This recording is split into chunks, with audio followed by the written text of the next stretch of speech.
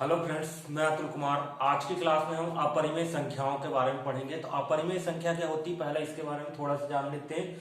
वे संख्याएं या ऐसी संख्याएं जिन्हें हम p बटे क्यू के रूप में व्यक्त नहीं कर सकते, उन्हें कौन सी संख्याएं कहते हैं? अपरिमेय संख्याएं या अपरिमेय संख्याएं कहलाती हैं। उदाहरण के लिए वर्गमूल वाली संख्याएं जिनका पूरा पूरा वर्गमूल नहीं निकलता, अर्थात जैसे कर्णी 2,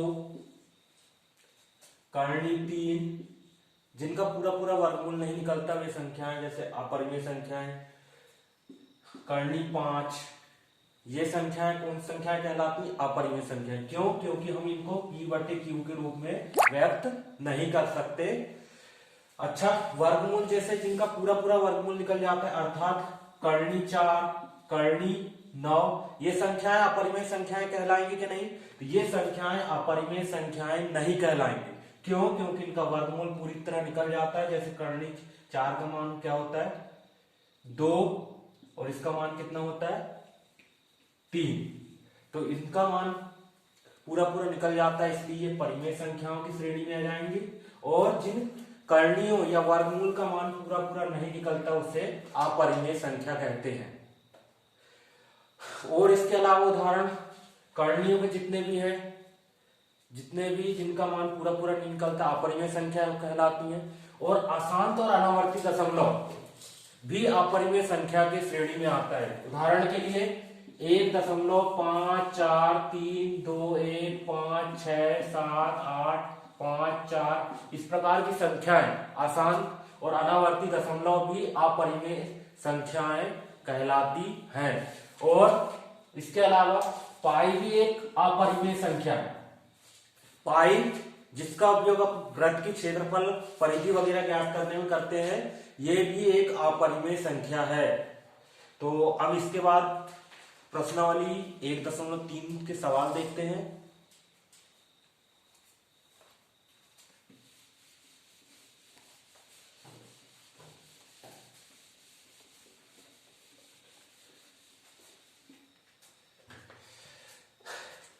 प्रश्नावली 1.3 का क्वेश्चन नंबर फर्स्ट क्या कह रहा है? सिद्ध कीजिए कि कर्णी 5 एक अपरिमेय संख्या है। तो उसको लिखते हैं यहां पे, सिद्ध कीजिए कि कर्णी 5 एक अपरिमेय संख्या है।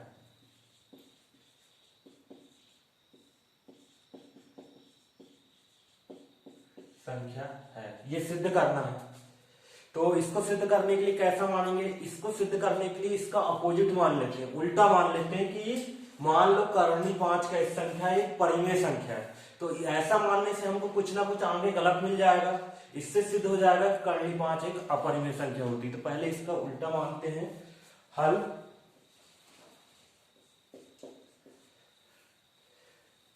विरोध से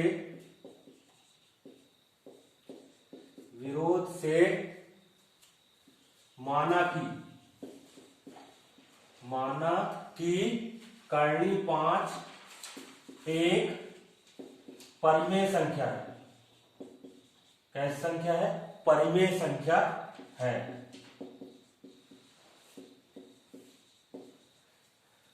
अतः ये जब परिमेय संख्या होगी तो इसको p बटे क्यू के रूप में लिख लेंगे। तो यहां पे अपन दो संख्याएं मान लेते हैं। अतः a और b, कौन सी? a और b दो, अतः a और b दो सहअभाज्य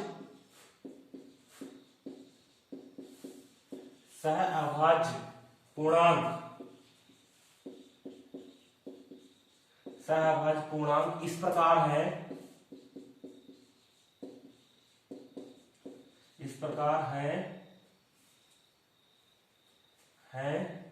कि कर्णी 5 बराबर कितना आ जाएगा?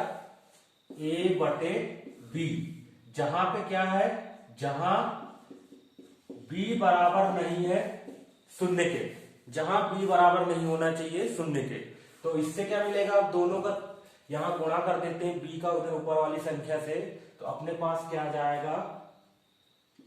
कर्णी 5b बराबर a। अब इसके बाद यहाँ दोनों पक्षों को वर्ग कर लेते हैं, यहाँ लिख लेते हैं।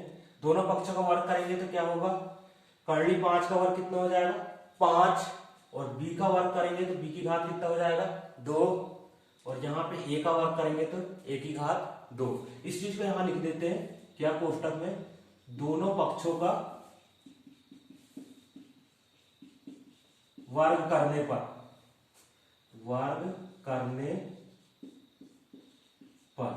दोनों पक्षों का वर्ग करने पर इसको कर लिए। इससे क्या मिल रहा है अपने को, दोनों पक्षों का वर्ग करने से क्या मिल रहा है, यहाँ पे ये पता चल रहा है कि ए स्क्वायर किससे विभाज्य है, 5 से विभाज्य है, और किससे बी स्क्वायर से विभाज्य है। तो उसी को लिखते हैं यहाँ पे, अतः ए स्क्वायर किससे विभाज्य है, 5 से विभाज्य है, अर्थात क्या होगा, अर्थात ए भी किससे विभाज्य होगा, 5 से विभाज्य होगा, 5 से विभाज्य,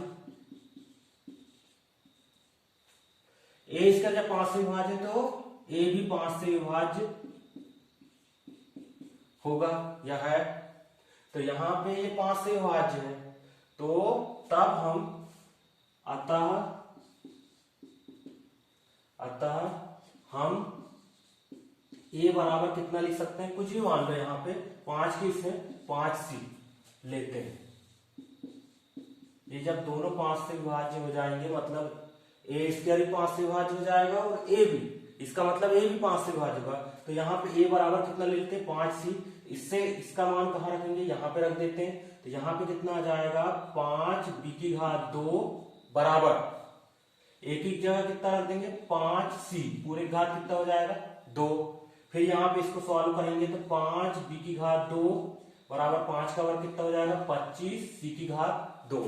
5 से ये 25 कट जाएगा तो कितना आ जाएगा, यहाँ पे डायरेक्ट काट दे रहे हैं, यहाँ 5 बार कटेगा तो b की घात 2 बराबर कितना आ जाएगा 5c की घात 2। इससे क्या मिल रहा है देखने को, इसी प्रकार यहाँ जैसे मिला था b स्क्वायर किससे विभाज्य होगा 5 से, तो उसी चीज को लिख सकते हैं यहाँ, अतः b की घात 2 या b स्क्वायर किससे विभाज्य होगा 5 से विभाज्य है, अर्थात b भी किससे विभाज्य होगा, अर्थात b भी 5 से विभाज्य, अर्थात b भी 5 से विभाज्य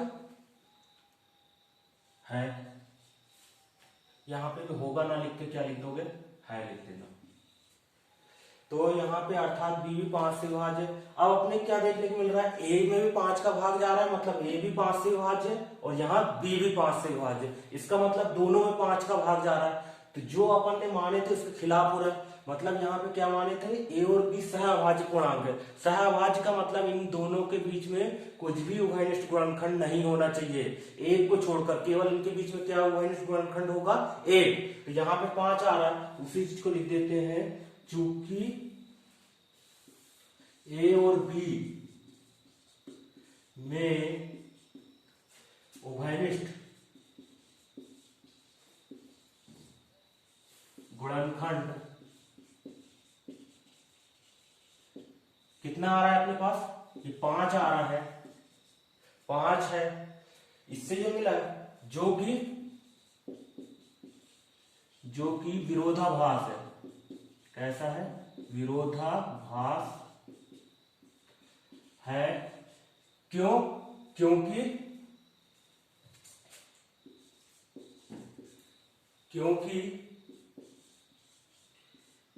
a और b कैसी संख्या है, a और b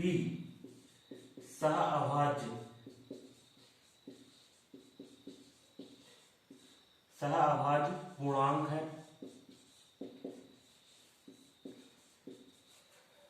ये अपने को कैसे प्राप्त हुआ, ये अपन ने गलत कल्पना किए थे, इसके कारण प्राप्त हुआ। तो उसी चीज को लिखेंगे, यह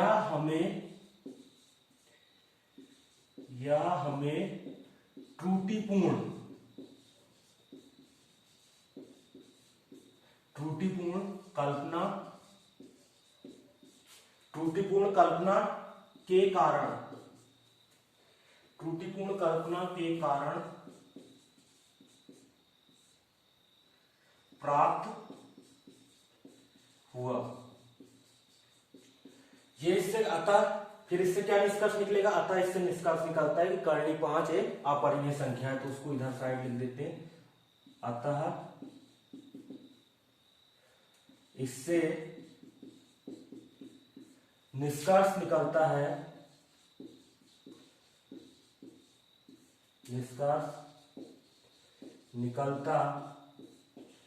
कि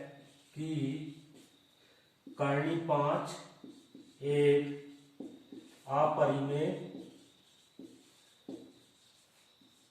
संख्या है।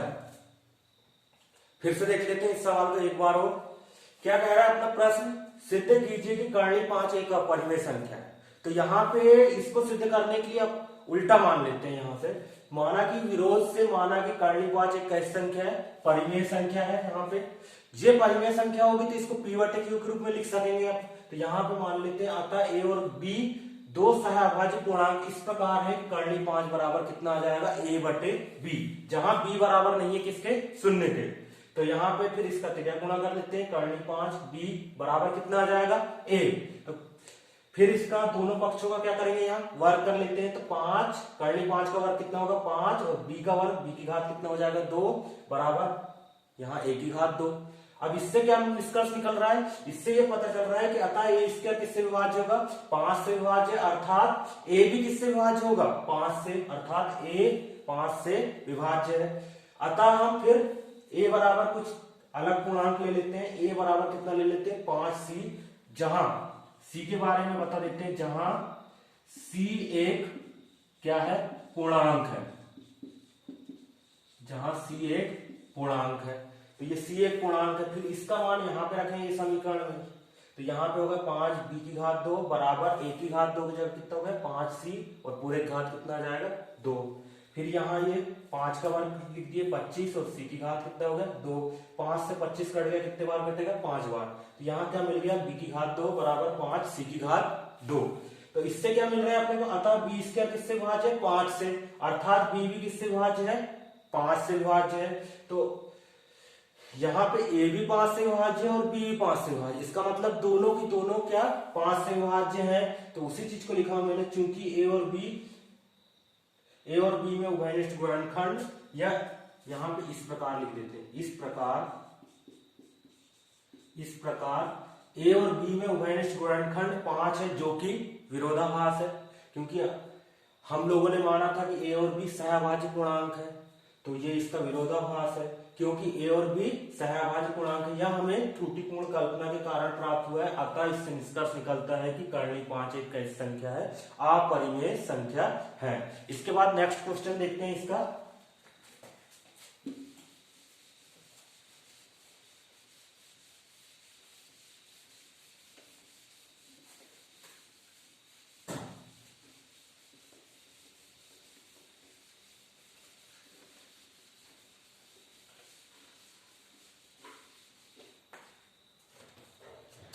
नेक्स्ट क्वेश्चन है इसका प्रश्न क्रमांक 2। क्या कह रहा है प्रश्न क्रमांक 2? सिद्ध कीजिए कि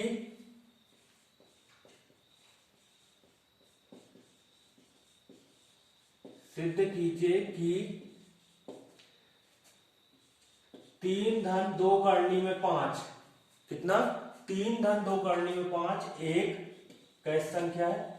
अपरिमेय संख्या है। अपरिमेय संख्या है। इसको सिद्ध करना है। क्या सिद्ध करना है? कर्णी 5 एक कैसी संख्या है? ये 3 धन 2 करनी में 5 एक अपरिमेय संख्या है। तो इसको भी पिछले सवाल जैसे ही करेंगे। सबसे पहले हल में लिख लेते हैं। हल क्या? विरोध से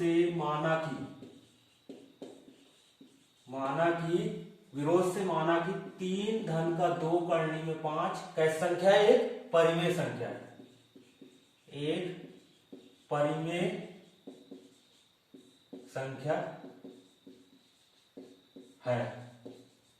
परिमेय संख्या हो गई तो फिर से इसको परिमेय p बटे q के रूप में लिख सकते हैं, तो यहां लिख देते हैं, अतः a और b दो सहअभाज्य पूर्णांक, a और b दो सहअभाज्य पूर्णांक इस प्रकार है कि, या इस प्रकार होंगे कि 3 धन 2 करनी के 5 बराबर कितना आ जाएगा, a बटे b। यहां पे क्या, जहां b बराबर नहीं होना चाहिए किसके, b बराबर नहीं होना चाहिए शून्य के, b बराबर नहीं होना चाहिए किसके, 0 के, तो यहां लिख देते हैं b बराबर नहीं है 0 के। यहां आप त्रिज्या गुणा कर लेते हैं, फिर से b का इधर गुणा होगा तो कितना आ जाएगा, नहीं सॉरी, b का ये इसको पक्षांतर कर देते हैं यहां पे 3 को, तो यहां 3 का पक्षांतर होगा इधर साइड, तो कितना आ जाएगा, 2 करनी में 5 बराबर a बटे b, ऋण का कितना आ जाएगा 3।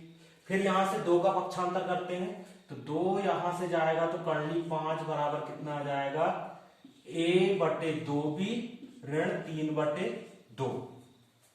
ये हो जाएगा, यहां पे ये 2 इधर गया तो यहां पे भी बटे हो जाएगा और ये 3 के बटे हो जाएगा। इससे क्या देखने को मिल रहा है यहां पे,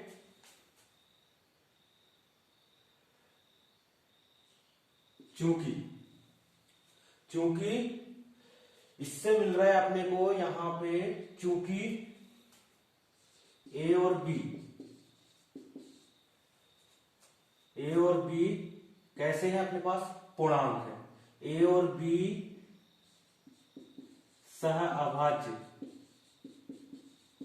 सहअभाज्य पूर्णांक है, इसलिए क्या होगा, ये a बटे 2b ऋण 3 बटे 2 क्या होगा, एक परिमेय संख्या होगी, a बटे 2b ऋण 3 बटे 2 एक परिमेय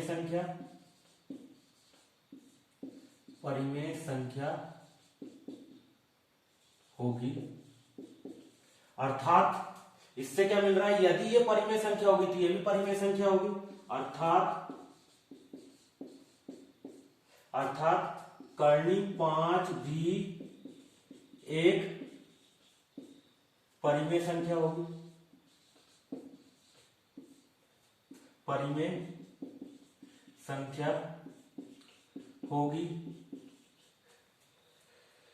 ये जब परिमेय संख्या थी करनी 5 इसके बराबर में, तो ये भी परिमेय संख्या होगी, जो कि क्या है, गलत है, जो कि विरोधाभास है।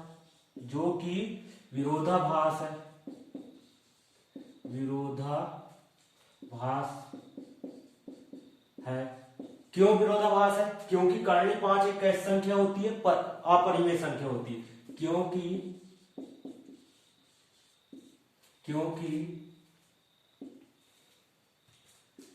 करनी 5 एक अपरिमेय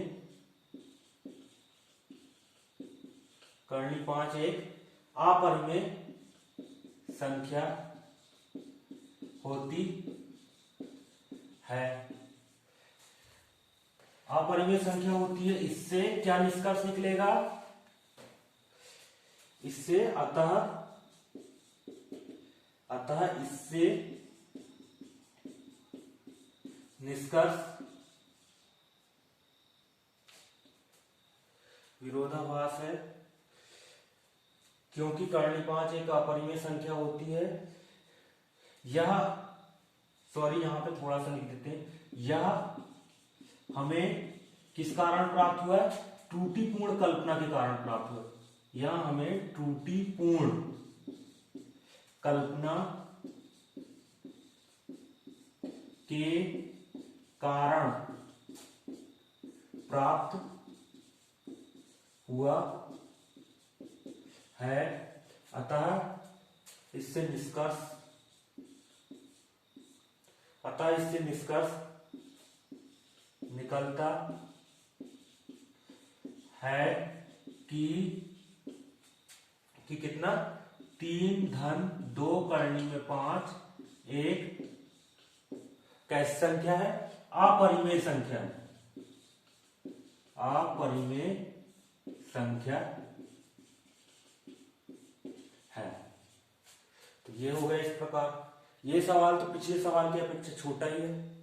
यहाँ पे सबसे पहले देखो, फिर से एक बार देख लेते हैं क्या कह रहा है। सिद्ध कीजिए कि 3 धन 2 करनी 5 एक अपरिमेय संख्या है। तो यहाँ सबसे पहले विरोध से मान लेते हैं कि 3 धन 2 करनी 5 एक परिमेय संख्या है। परिमेय संख्या होगी तो अतः ए और बी दो सहभाज्य पूर्णांक इस प्रकार होंगे कि 3 धन 2 करनी 5 बराबर ए बटे बी, जहां बी बराबर नहीं होना चाहिए शून्य के। फिर यहाँ पे 3 का पक्षांतर किए तो 1 बटे बी माइनस का 3 आ गया। यहाँ फिर 2 का पक्षांतर किए तो करनी 5 बराबर ए बटे 2 बी ऋण 3 बटे 2 आ गया। इससे क्या मिल रहा है अपने को? यहाँ पे आ गया। इससे फिर जानते हैं आप कि चूंकि ए और बी कैसे पूर्णांक है? सहभाज्य पूर्णांक है, इसलिए ए बटे 2 बी ऋण 3 बटे 2 कैसी संख्या होगी? ये परिमेय संख्या होगी। अर्थात ये करनी 5 भी इसके बराबर है, तो करनी 5 भी कैसी संख्या होगी? एक परिमेय संख्या होगी, जो कि विरोधाभास है। क्यों विरोधाभास है? क्योंकि करनी 5 एक कैसी संख्या होती है? अपरिमेय संख्या होती है। यह हमें त्रुटिपूर्ण कल्पना के कारण प्राप्त हुआ है। अतः इससे निष्कर्ष निकलता है कि 3 धन 2 करनी 5 एक अपरिमेय संख्या है। तो आज की क्लास में इतना ही स्टूडेंट्स। ये वीडियो अच्छा लगा तो इसे लाइक कीजिए और शेयर कीजिए और मेरे चैनल को सब्सक्राइब कीजिए। धन्यवाद।